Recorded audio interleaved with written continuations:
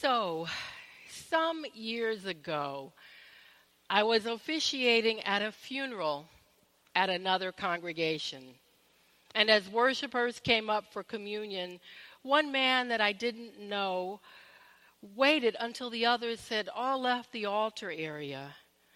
Since I didn't know him, I thought he must be a friend of Bill, the church member who had died. Suddenly, this stranger threw himself down on the floor in front of the altar and began sobbing uncontrollably.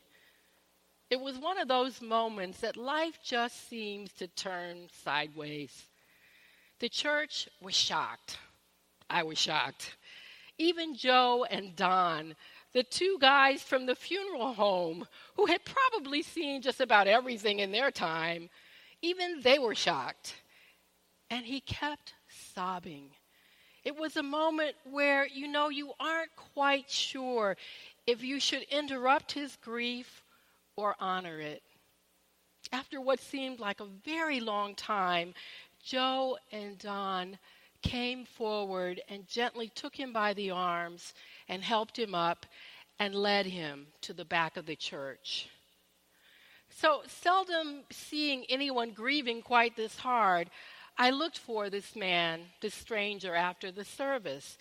And when I found him surrounded by a group of concerned parishioners. They handed me a note. The note was in his pocket, and it read, "My name is Marvin. I live in Colton. I don't remember my name or where I live. If you are reading this, I am lost. Please call my wife, Lucille, and it listed a phone number." So when the police arrived, they asked Marvin what brought him to St. Francis in San Bernardino. And more specifically, how did he get there in the first place?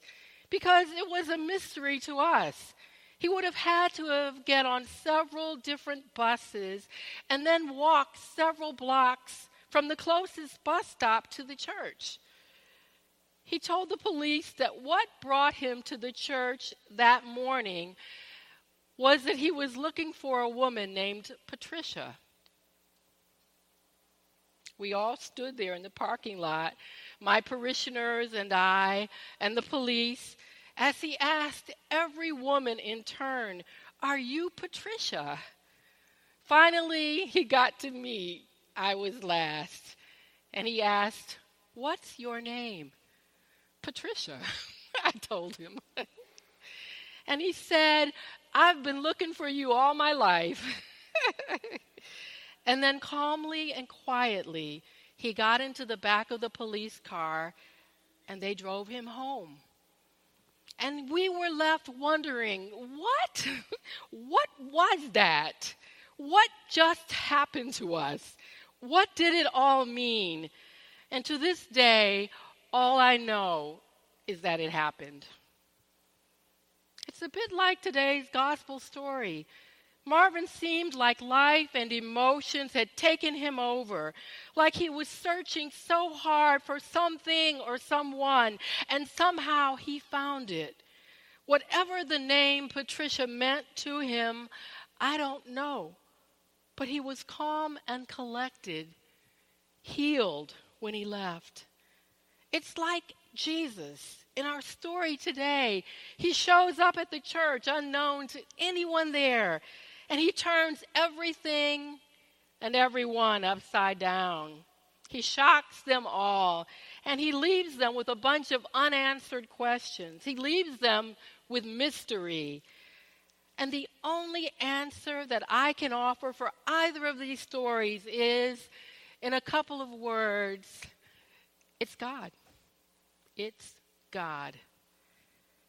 Mark's is a gospel primarily concerned with highlighting the ministry of Jesus. In all the other gospels, Jesus begins his public ministry by turning water into wine. That's his first miracle. Now, I don't know what you think, but as miracles go, water into wine seems somewhat pale in comparison to healing a broken and bleeding and desperate soul.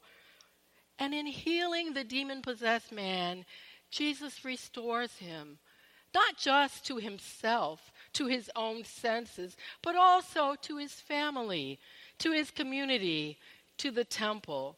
In those days, social dictates meant his family had to shun him. The community had to shut him out. He was not welcome at the temple. But Jesus, as the old gospel song goes, looked beyond his faults and saw his need.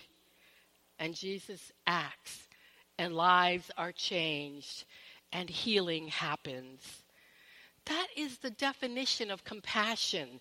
Jesus is the definition of compassion. When the crowds are with him, he has compassion on them because they are hungry and tired and thirsty, because they are harassed and helpless, like sheep without a shepherd. The blind move him to heal them. Lepers move him to heal them. A woman touches the hem of his garment and is healed. He raises the dead because he has compassion for their families. Today's gospel is a call to us to live compassion. So I am calling all of us to a year of living compassion in 2018 to remind us that God stands steadfast against all of the forces of the world that beat at us and try to keep us down. God is opposed to anything and everything that robs us of joy and abundant life and of love. Our God, the God who made us and who loves us infinitely, our God will do battle with those who seek to rob us of joy, of meaning, and of purpose. That is the promise in today's lesson. Today's reading begs the question of us too. What have you to do with us, Jesus of Nazareth? And it may be the question that evoked the entire Bible as its answer, as its wisdom. What have you to do with us, Jesus of Nazareth? Is at the heart of everything that happened in Eden. At the altar where Abraham binds Isaac, with Moses in Egypt, at the burning bush, in the plagues, at the Red Sea, in the Sinai desert. What have you to do with us, Jesus of Nazareth? May be the question to which Jesus' life and ministry and death and resurrection are the answer. What have you to do with us moves us forward. It invites us to consider who we are, with our families, with our friends, with our God, and with one another. With the strangers we pass on the street, it can become for us a gate. We go through this gate, and so must his followers. Last week, we heard the story of Andrew and Simon, James and John. They answered the question by simply dropping everything and following. This question is part of the way. Each time we ask it, the gate opens for us to discover in new ways what Jesus' answer is. What have you to do with us, Jesus of Nazareth? Jesus invites us to be guided by this question and then to flip it. What have we to do with you, Jesus of Nazareth? How do you shape our way of being?